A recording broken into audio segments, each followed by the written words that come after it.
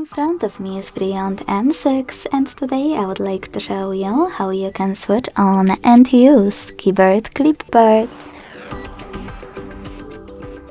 You need to begin by accessing your keyboard and clicking on Clipboard at the top of it.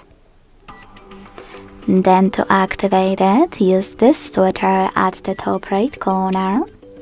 And to go back to your standard keyboard, this arrow at the top left one.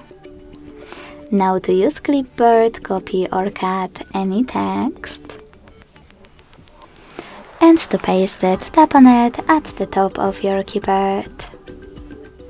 You can also paste it by clicking on Clipboard and tapping on it here. To delete one of your added sentences, use this pen at the top right corner, click on the chosen one and tap on pin icon.